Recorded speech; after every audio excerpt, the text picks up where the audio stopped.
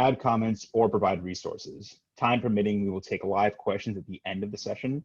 And for those joining by the phone, at the end, you can click or dial *9 to raise your hand and *6 to unmute and ask a question. And as a note, we will be moderating the questions as they come in. And then at the end, we will have that moderated. We're very pleased to have Ian Adams from the Clean Energy Trust with us. So to begin, Ian, can you please tell us a little bit about yourself and your background before we start your presentation? Sure thing. Yeah, thank you for having me, and thanks, Gavin.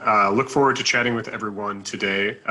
Like Gavin said, my name is Ian Adams. I'm a managing director at Clean Energy Trust. We're an organization based in Illinois and supporting early stage clean energy startups in the Midwest area, primarily through investment.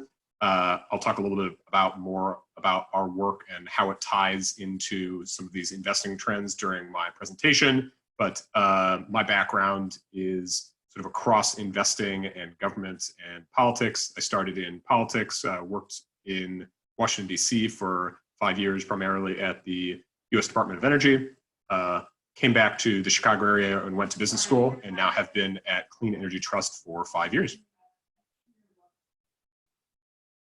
That is great. So we're very, very happy to have you, and thank you for taking the time to speak with us all today. Again, to the people that are attending this, please keep yourself on mute, and please be active in the chat box, because we're really looking forward to having a lively discussion after the presentation. So with that, Ian, go ahead and take it away. We will give you the sharing privileges, and we can get it started. So thanks to everyone for joining. Great. Can you see my screen? Wonderful. All right, well, thanks everyone. Happy to be here today. Per the title, I want to talk a little bit today about investing in new clean energy technologies and take you through some of the background and where we are today, and look towards the future as well, and how it relates to advocacy work in general. So a little bit about our organization, I mentioned, but we support early stage clean tech startups in the Midwest and Mid-Continent region. We provide funding and strategic support, so we're making investments sort of like a venture capital entity would. So here's what I'm going to go through. I think it might be helpful to spend just a couple minutes talking about some of the basics of venture capital. I recognize we have a diverse audience, and not everyone necessarily has a background in this space. So I think it will help inform some of the other discussion to talk about how the venture model works and how it works and doesn't work in the clean tech context. And then I'll talk about sort of where we've been, where we're going in clean tech venture investing, and how it ties into advocacy and sort of what matters, or what I think matters, and where we might be looking to in the future, and then open it up for questions. So first things first, let's start with venture capital. I think, you know, venture is in the news a lot. There's a lot of high profile companies that people may associate with venture capital. And in some settings, it's a really powerful tool for businesses to grow. But most businesses don't actually raise money from venture capital sources. And it's because to do it well, you need to have a business model that really fits the model for venture returns. It's just one tool in sort of the toolbox of financing. At the end of the day, venture capital money is really expensive. They're seeking a very large annual return. And so to be able to do that, the investment needs to be in a business that can really grow and dominate and really have a gigantic impact. You know, some of the things that people tend to look for in trying to identify really big opportunities is it a product or service that is differentiated? You know, is it unique? Is it defensible? You know, can somebody else just start doing it if they wanted to throw some money at the problem? And importantly, is it scalable? I think it's also important to note that we shouldn't judge businesses by whether or not they're a good fit for venture capital. There's a lot of businesses that are fantastic businesses, but aren't necessarily the right fit. You know, if you think of your favorite taco stand, for example, that may be differentiated. You know, they may have uniquely good tacos, and you know, maybe it's defensible. Maybe they have a secret recipe that haven't shared with anyone, but it might be difficult to leverage funding to grow that taco stand, 1,000 times. Maybe it's the chef that really makes the tacos really well. And so if he can teach other people, then maybe it could grow. But if you really need the chef to be behind the kitchen making those tacos, then it's not a very scalable business. That doesn't mean it's not a good business. It just may be one that doesn't scale by orders of magnitude. So the venture capital industry is really looking for businesses that can scale by orders of magnitude. And at the end of the day, venture capital is a financial asset class. If you think about different types of investments and different types of capital, typically they can be laid out on a risk and return a chart, like in this slide here. And typically, to get more return, you have to take more risk.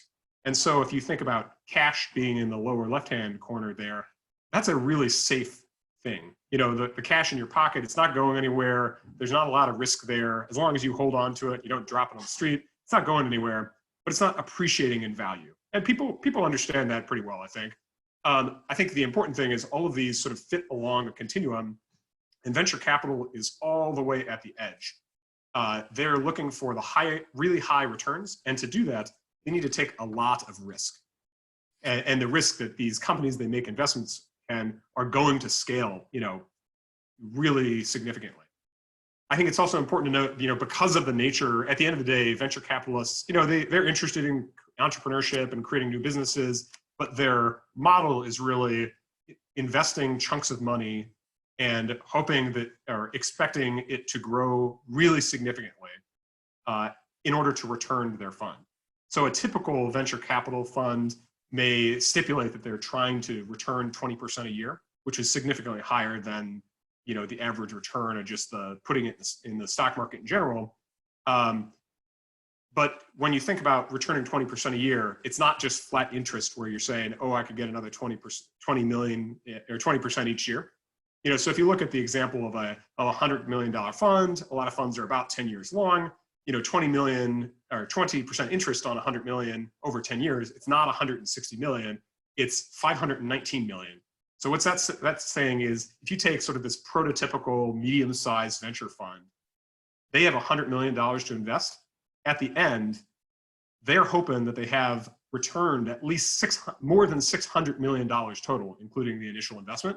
So you're looking for really outsized winners to produce those returns. So just investing in a business that is a good business, if there's someone down the street that makes really nice patio furniture, for example, and sells them at pretty reasonable prices, but has a good margin, that business is never going to scale and return that scale. That could be a business that keeps someone employed, makes them very wealthy, allows them to retire, buy several boats, but it's not the scale to be like a dominant producer. And so I think that's important when you think about, when we talk about venture capital, the venture capitalists are, at the end of the day, looking for these really big winners to produce these outside returns. Because they're taking a lot of risk, a lot of their companies that they invest in are going to go out of business too. So it's balancing those things. So that's a little bit background on venture capital. Happy to talk more about that in the Q&A, but a little bit of grounding when we talk about, why are people making the investments they're making? What kind of investments are investments that have the potential to really scale? So talking a little bit about energy and venture investing trends, I always like to start and talk about where we came from. So some of this is before my time, but historically venture capital has existed. It's invested in a lot of different things, Home Depot, Sports Authority, restaurant chains, Chipotle, lots of software, Facebook, Twitter. But in the early 2000s, the portion of venture capital that was going into clean tech investments, renewable energy, biofuels, things of that sort, went way up. So it had been bopping along in the single digits, a very small portion of it, to about nearly a third of venture investments. However, what we found was that the traditional venture capital model was not that well suited for a lot of these research and development heavy companies that were still developing these products. They were still scaling. They were developing manufacturing facilities and what have you. And a lot of people lost a lot of money. Now, this coincided with the financial crisis, so a lot of this shakeout happened following that in 2008, 2009, 2010. So some people blame that crisis, and certainly that didn't make things any easier. But at the end of the day, there were problems with some of the assumptions that people were making. There were also things that happened that were not expected by most people. So the emergence of fracking created more supply of oil and gas and lowered prices. So for people that were investing in biofuels who were expecting a really high oil price, that assumption turned out not to be true. Solar energy, the way that it's produced and manufactured, changed a lot right around that time as well. And there were some rapid price declines driven by scale and subsidization from China.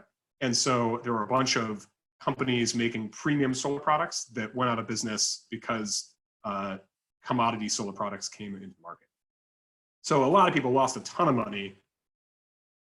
And so you had this huge spike in financing. The recession happened in 2008, 2009, and onward. People tend to draw back in recessions anyway. And you saw that in this sector.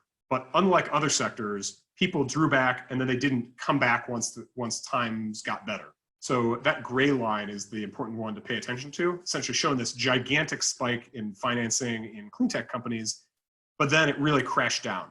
Now, there was some money still in the space, if you look at that total financing line, but that was really venture capitalists had already made some investments, and then they tend to follow those investments on. So if you'd already received venture funding, you may have still been able to get funding, but they really dropped down for how many companies, how many new companies were being funded at that point.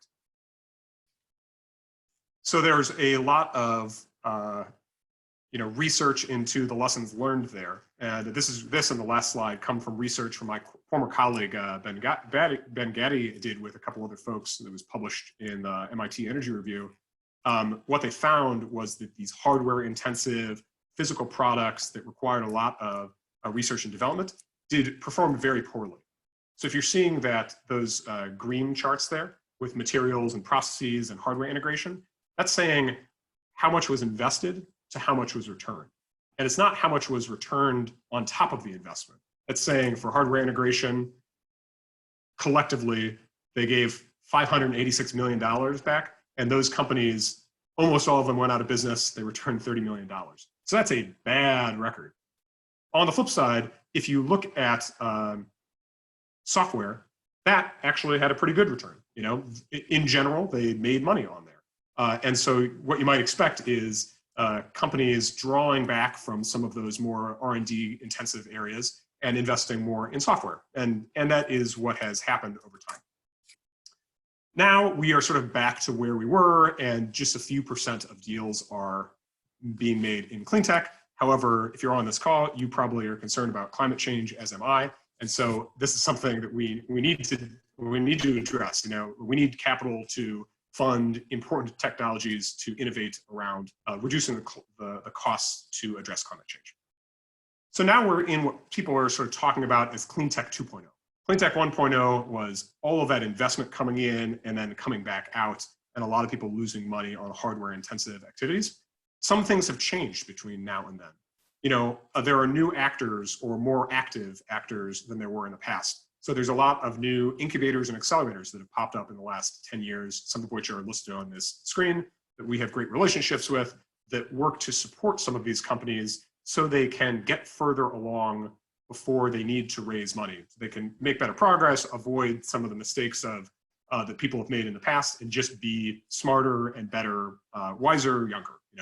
There are sources of what is sometimes referred to as catalytic capital. So Prime and my organization, Clean Energy Trust, we use philanthropic dollars to help support companies at a very early stage, to help bridge them to a point where they can raise more traditional venture investing dollars.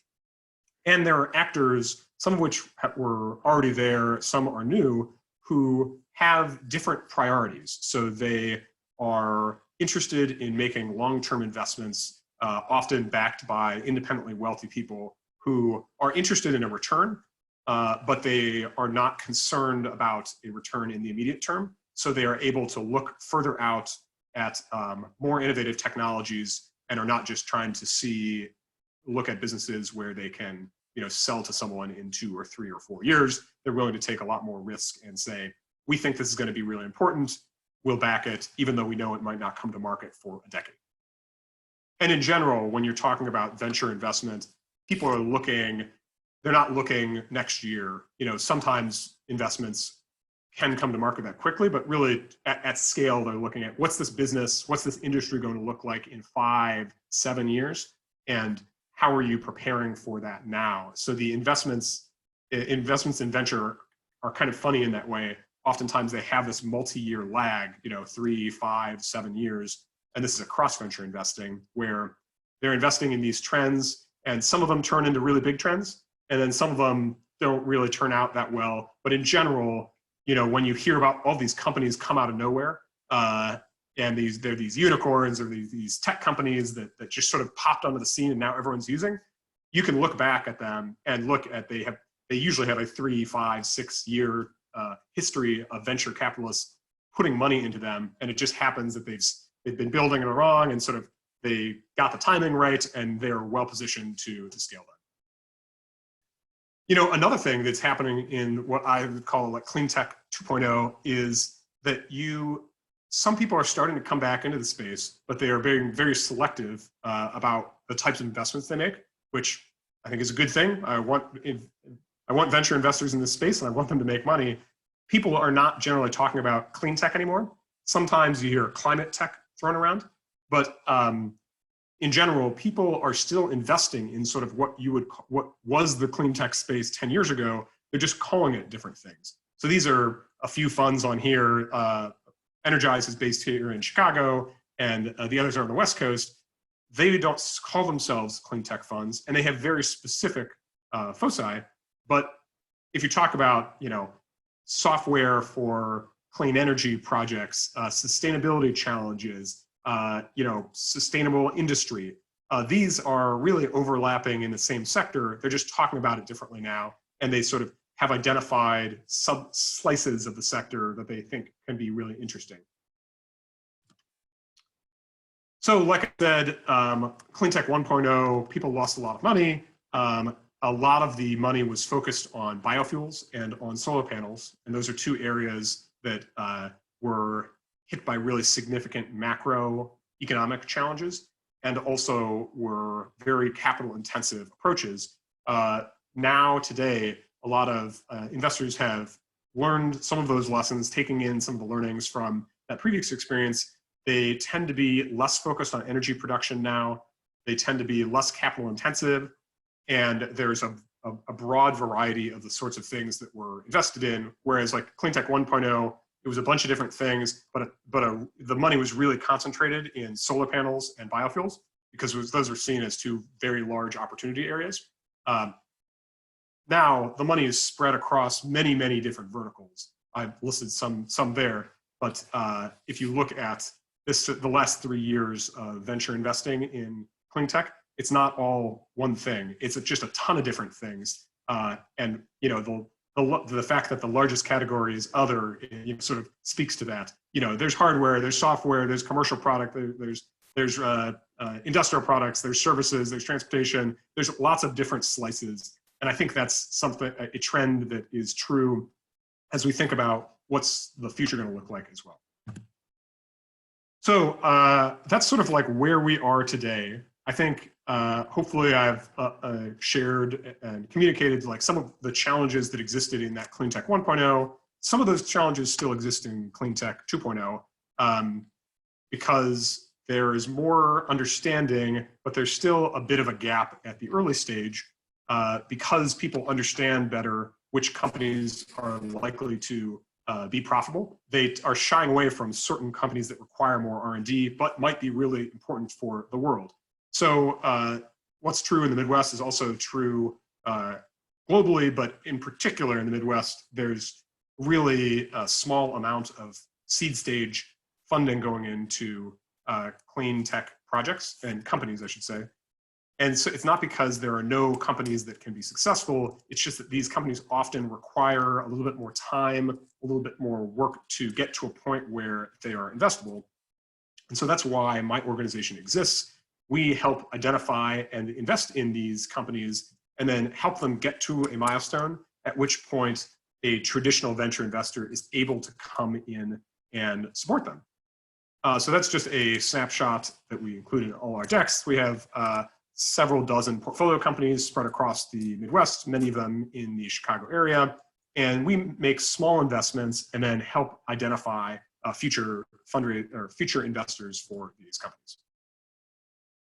I think the important part here is that we are helping to de-risk these technologies. It's not that we have enough money where they just don't need to go raise money from other sources.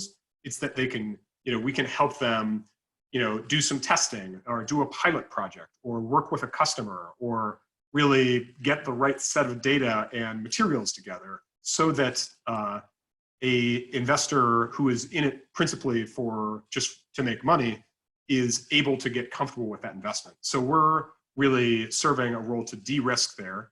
And then it's not that, even though money has sort of some money has left the clean tech space in terms of investing, it's not that there's no one that will make investments there. And many funds are interested in making great investments regardless of what sector they're in, whether it's software or healthcare or energy. It's just that they don't see the numbers penciling sometimes with these particularly hardware-intensive clean tech companies. So if you can help de-risk that technology, get a little further along, there's a lot of people that are interested in coming in at some point and then sort of taking that next step. So that's a little bit about the sort of the past and where I see ourselves today, what we're doing, how we fit into it. But I want to talk a little bit about the future and sort of how advocacy ties into all of this as well. I think one of the big lessons that, some people would say they already knew, but it was really hammered home is that important during the clean tech 1.0 sort of bust is that important problems do not equal good venture investments. And, it's not giving enough credit to the venture investors at the time. It's not that they thought that they should just invest in the most important problems and things would work out, but they expected different things to occur in the world. One of them was that a lot of people thought it was an obvious thing that the United States was going to lead the world in establishing effective climate policy in this sort of 2008, 2009 timeframe. It seems like a really long time now, but back on the 2008 presidential campaign, both candidates were advocating comprehensive carbon pricing policies as priority areas to address climate change. And so that influenced some of the investments that were being made at the time too. People thought that was impending. So to get us to where we need to go to address climate change, we've got a lot of great technology that's come of age over the last decade that we can scale up, but we're going to continue to need new technology innovations to help bring down that cost, particularly in areas that sit outside of the sectors that most people are most familiar with, like wind and solar. But wind and solar are going to continue to get cheaper. We'll need them to continue to get cheaper too, but they've already gotten very, very cheap and are already cost competitive with other forms of energy. There's a lot of other pieces to our carbon emissions, as you're probably aware, that we still need a lot of work on, particularly like energy intensive industries.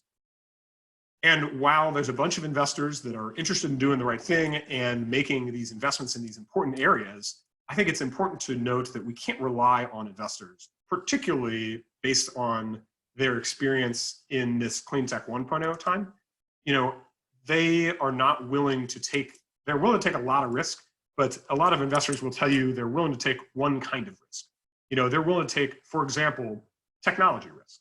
That they can do. They're going to invest in this better, energy production method, and it's possible it won't work at scale. But they're willing to take that risk. They think it's going to work. But if they're taking technology risk, they don't want to take any execution risk. They want the CEO of that company to be somebody who really knows what they're doing. They're not going to take a flyer on someone they've never met before.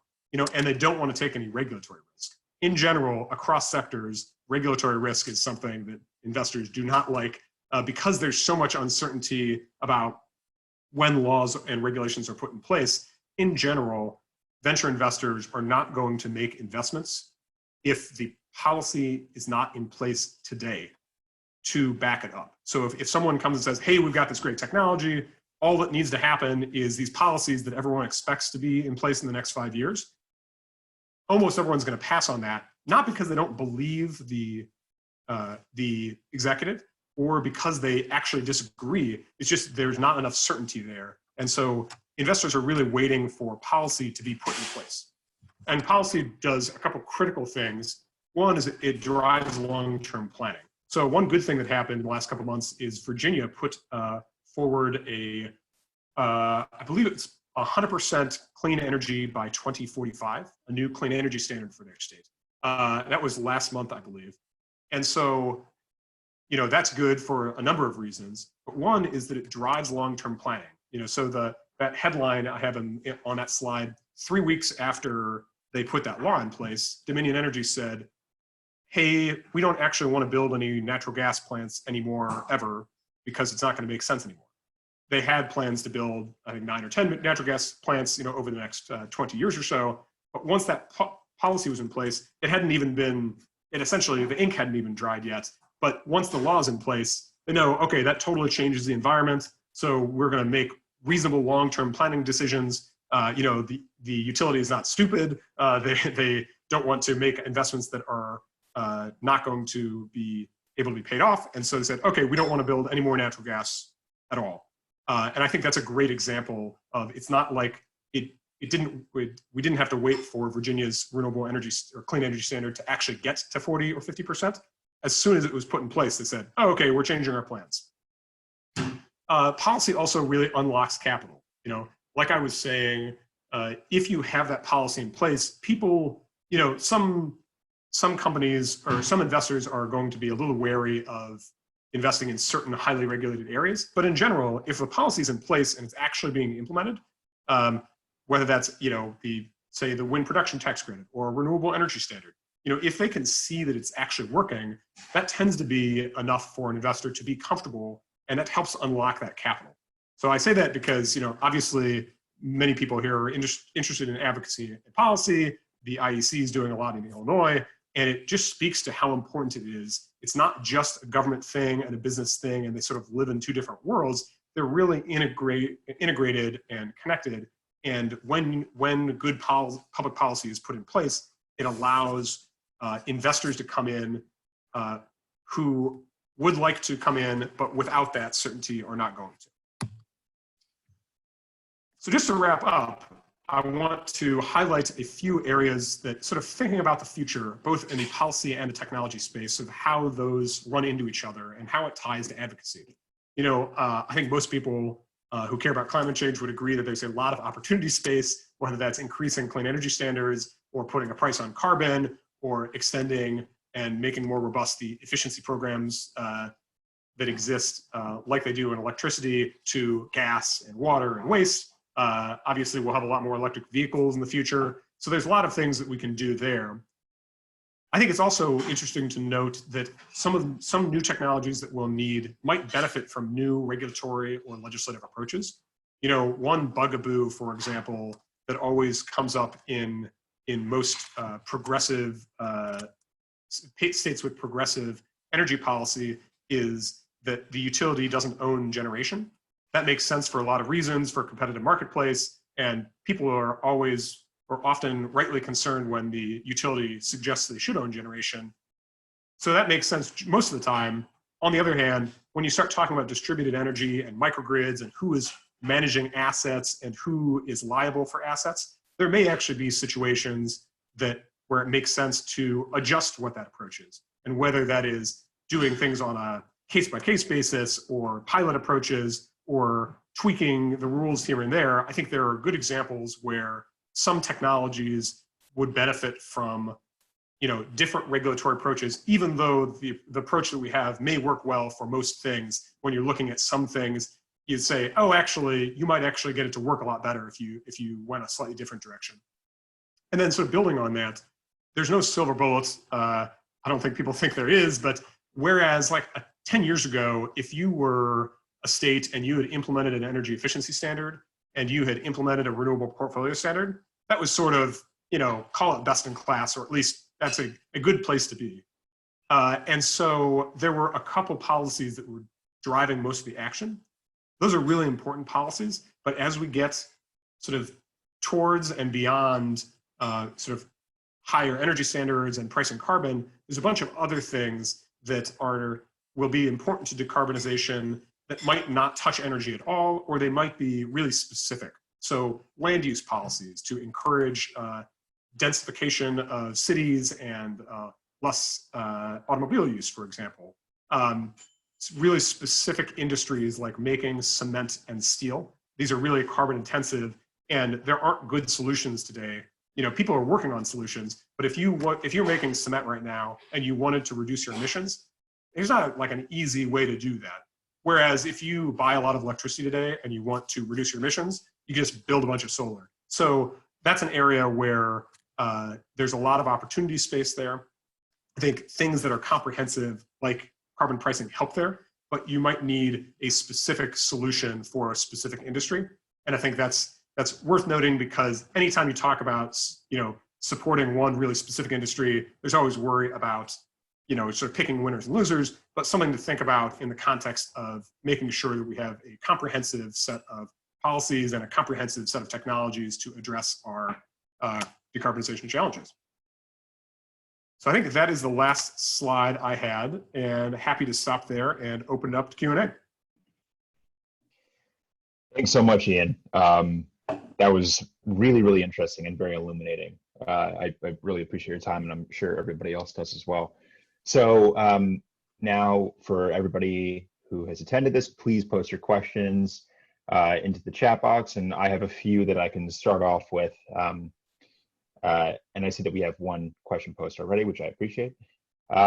So Ian, with your discussion about policy interacting with clean tech venture capital, and the idea that specific policies can be precursors to increased investments, like we saw in Virginia with Dominion, why is the Midwest lagging behind? And what policy, either a specific policy or a category of policies, what do you see as a required step in order to boost the investments that you were saying are rather depressed in the Midwest? Sure, good question. I think a couple things. I think one principally is venture capital is clustered in a couple of areas. So a whole lot of it is in the Northern California, in San Francisco, and this is San Francisco metropolitan area, you know, the Silicon Valley. A lot is in New York. A good amount is in Seattle. If you take California, New York, and Washington State, I think that tends to be 75 or 80% of venture investment.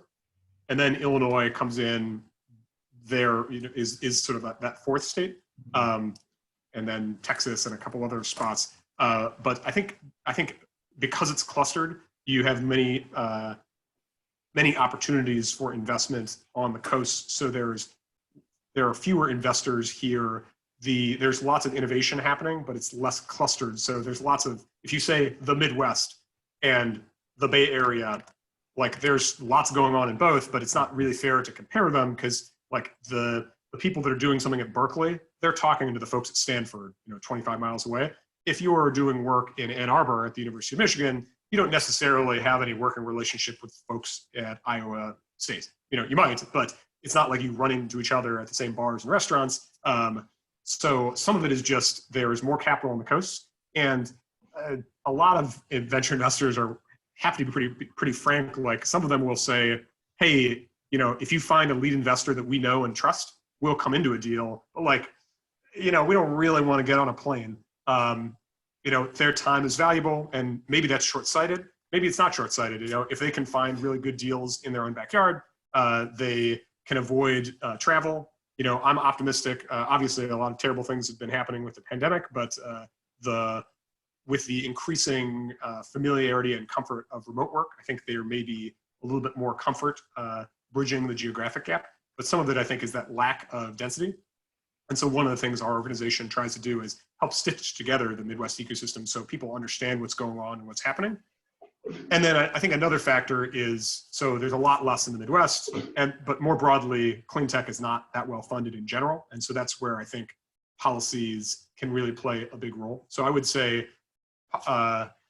there are not, if we put a new clean energy standard in Illinois, that's great for the clean energy industry. It's not, and it probably would benefit local startups in the space, but it would be more generally good for the industry. And so policies, I would say, are generally good. They may not specifically do that much for the startup community, although there are things you could do, like certain matching programs for federal grants and tax treatment of investing and things like that. The sort of nitty gritty type of tweaks. Great, thank you for that really detailed answer. So I'm going to look at the chat box here. We have so a few of these have already been answered just from what you were talking about previously. We have another question here saying that it seems that the clean energy sector uniquely benefits from having a very large group of advocates that support policies that would benefit their businesses. Do you and investors also see this as a unique advantage to working in this space, a challenge, or both? That is an interesting question. I think that it's absolutely true. There's a lot of people that care a lot about it and are working really hard to transform this space. So there is certainly benefits there. One, if you take a step back, one challenge might be, like, if there are a lot of people trying hard to change it, it means that it's not where it needs to be. Whereas, like, if you think of an unrelated sector, like quick service restaurants, I don't know what the advocacy community around quick service restaurants looks like. People that want more quick service restaurants, or they want faster service or better food. I'm sure there are people pushing those things and making sure that the food products are more sustainable and healthier and cheaper, et cetera, et cetera. Mm-hmm. But that's a segment that doesn't need advocacy. People already like having flavorful, design your own burrito bowl options down at the end of their block, And so in some ways, it's definitely, we're much better off than we are if we didn't have the advocates. The advocates really help drive change and, in particular, get some of those policies put in place. So I don't want to discount anything that they're doing. As I say, like, that policy really comes first. And if you didn't have those advocates, those policies wouldn't just happen. So I think that's really important for the industry. However, at sort of a meta level, many other industries, it's just a space that people are already investing in already because it's friendly enough. If you sort of look into the future, maybe there's a point where that balance is different. Once we have a carbon price or sort of effective comprehensive energy policy, that calculus might look a little different, because then it's sort of like, oh yeah, everyone can see we're pricing carbon, people are paying to emit pollution, the system sort of is working, and then maybe the advocacy work is sort of working at the edges to fine tune things and get things right. It's a really interesting question. That's great, thank you. So there are a few people asking about the types of investments that are taking place in Illinois, the different categories of investments for venture capital. What is your take on these specific categories of renewable energy or other kinds of clean tech that have absorbed the most investment and interest in this state and maybe in the Midwest generally? Sure. I think the first thing I would say is I would make sure I want to differentiate between investment in general and venture investment, because I think investment in general, it's wind and solar for sure. Wind probably by a long shot, and then solar, and those, so there's many different tiers and different investors. And so if you say, like, where has the money gone? The money has gone to support wind and, to a lesser extent, solar, and then probably storage, battery storage and building efficiency stuff, and sort of then everything else. In the venture space, it's a little bit different because they're only looking at a subset of those technologies. Now the wind industry is pretty mature at this point, so no one is investing in a startup that is making a better wind turbine, really. They might be investing in a startup that's providing a service to help operate wind turbines better, though. So, so there's still money going into that space, but I would say there's more money in building efficiency and electrification. Battery storage is a spot where that's still like a holy grail area, and there's a lot of competency in the Midwest around that. Battery storage, long duration energy storage, building electrification, and then sort of software enabled hardware, sort of thinking about IoT platforms or something that might have a sensor, but you're really buying the software system and the sensor just helps you do something. Yeah, that's great. And just going off the last couple of points you made, have you found there to be a specific technology, whether that's actual like physical technology or software, that has been particularly interesting and exciting for you and your industry? And of course, battery storage is, very important, but grid software and net metering software. I mean, I'm sure there's so much, and to have insight from you would be really valuable. What have you seen that excites you the most? Yeah, well, there's a lot out there. It's hard to answer that question because there's so many different things, and because it is, I showed that like multicolored cheese wheel chart where it's really cut across a lot of different things. So in any one given, year, we're looking at investments a really wide range. In software and hardware across water and utilities and agriculture and what have you. I think an area that I think is not ready for, we're sort of not there yet, but I think that is really interesting is all the different ways in which you could do long duration storage, and in particular, how we're going to replace petroleum-based fuels right now. So we sort of have a good sense for, residential and commercial transportation. Those are going to electrify, have electric trucks and buses and cars. But there's a lot of other stuff, like all the fertilizer that we make, a lot of the chemicals and processes and fuels that we create to make all of just the stuff that exists. Those are from petroleum right now. And there's a lot of interesting potential to use hydrogen, to use other things. And it's very interesting from my perspective because both on the fuel production side and also on long duration storage, there may be a point at which we start using what are called electrolyzers to use, once you have a lot of renewable energy, you can't always use all that renewable energy. And there's some times where you'll have more demand than you have either solar irradiance that you can convert or wind.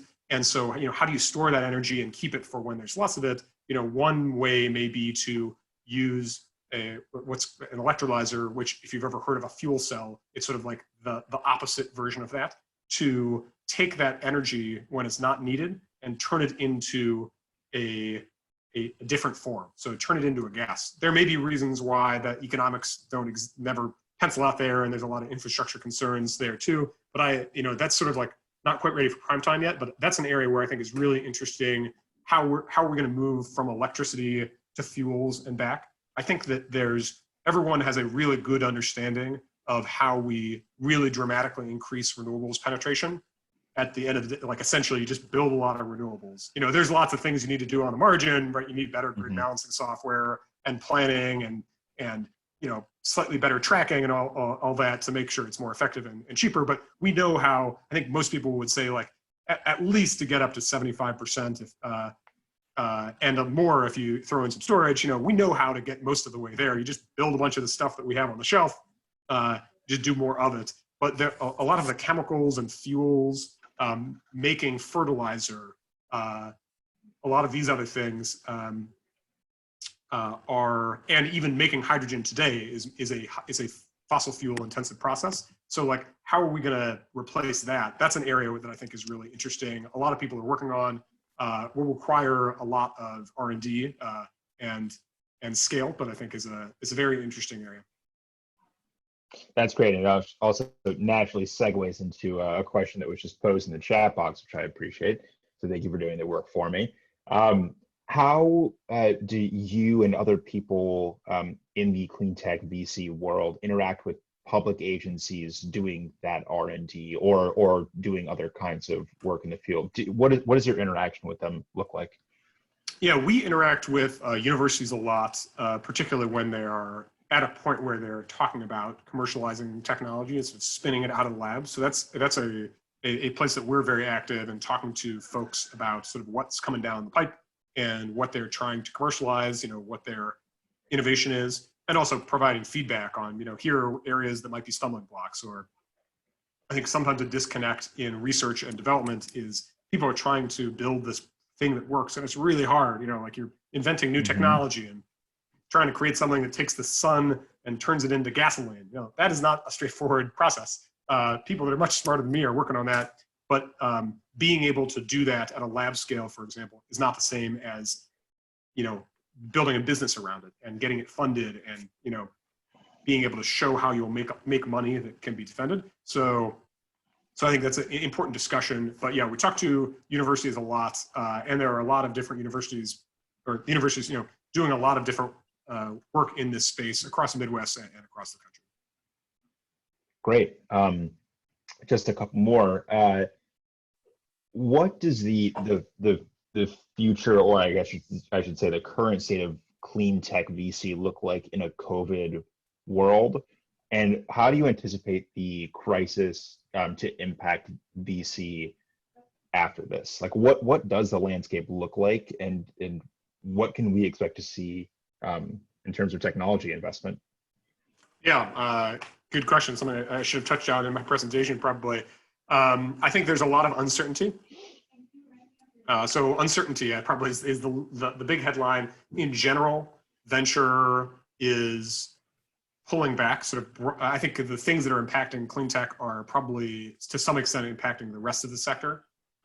So people are making fewer investments. One thing that's funny is you see sort of in venture capital Twitter, everyone says they're continuing to make investments, but there are fewer investments being made. So someone might not be completely forthright there. And sometimes they're moving more slowly or what have you. So there's some pullback, although to some extent there is some insulation because generally the venture capitalists have already raised the pool of funds and they're backing businesses that weren't planning on making money anytime soon. So on the one hand, there are really difficult times. It will definitely send a bunch of companies out of business and it will be harder to raise money. On the other hand, for companies that are well capitalized or really promising, the fact that if you're building something that sucks carbon monoxide or carbon dioxide out of the air and is sort of planning for the long-term future, the fact that you're not selling, that people aren't buying those units right now is not that big a deal because they're not going to be available for sale for 5 or 6 years anyway. So I think there are a couple of different pieces there, but in general, I think a lot of uncertainty. I think that some of the investors that are either catalytic capital or long-term committed investors in clean tech are, likely to double down. It's not like they're going to be afraid of the space because of the pandemic, and they are sort of, to some extent insulated. But I think it will, impact all sectors of the economy for sure. And because many sectors of clean energy are more nascent, I think it hits them harder too.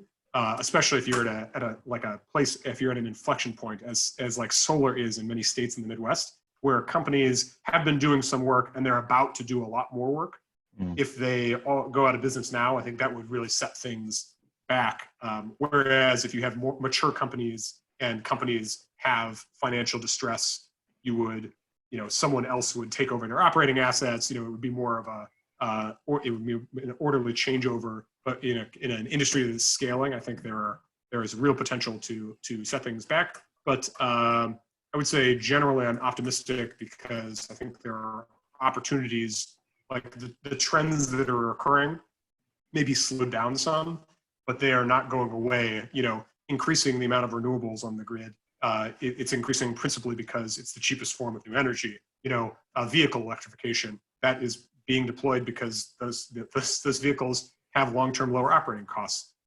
Making our system more efficient, and investing in energy efficiency is largely happens because it saves people money. We have regulation that to ensure that it happens as well. But battery costs declining, that is largely a function of scale of manufacturing. So these things that drive some of these macro trends, they may be slowed down a bit, but I wouldn't expect them to be reversed at all, because one of the great things about where we are now compared to 10 years ago is like the policy driver 10 years ago, or the driver, I should say, for like investing in renewables was a state policy 10 years ago.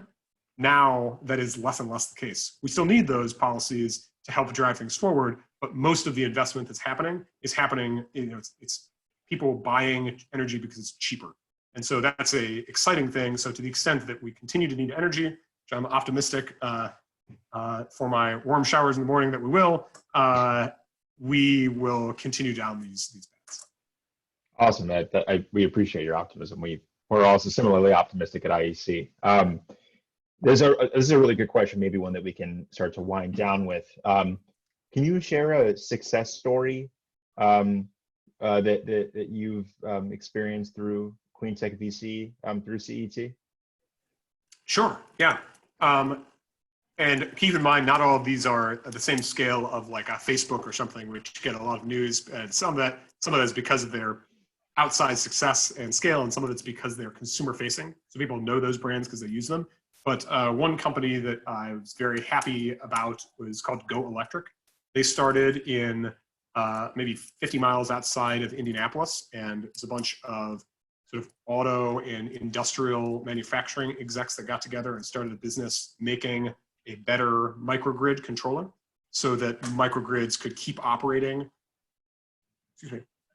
when the power went down, when the grid went down. Usually when the grid fails, you need to shut everything down and then the microgrid bring it back up.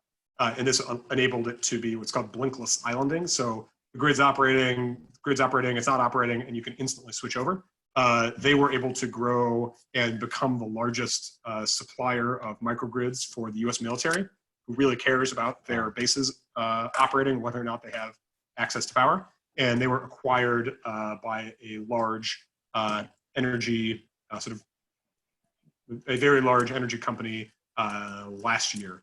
Another company that I love to talk about that is still private but doing great stuff is Newmat. They're based in Skokie, Illinois, and they have a material, they're an advanced materials company, and they make what's called a metal organic framework. You don't need to know what that means, but essentially it operates for gas the same way that a sponge operates with water. So it's essentially this material that they've created that has a lot of different spots to trap gas in it, which allows them to store gases at similar pressures at much higher densities. So if you think about your propane tank on your gas grill, this technology would allow you to put a propane tank in a USB stick. And so that has some really interesting applications.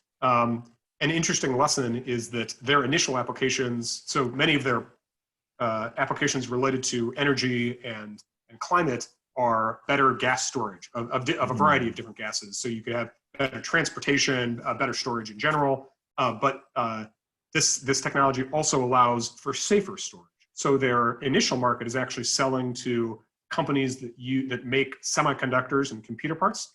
Those companies tend to use very toxic chemicals, and by using their solution, they can store them under lower pressure, so they are at much lower risk because you don't want a toxic chemical rupturing and exploding around people. So that's an interesting example where they've got really, really great prospects for having a sustainable impact long term. But in the nearer term, they're also, helping avoid manufacturing accidents at semiconductor facilities.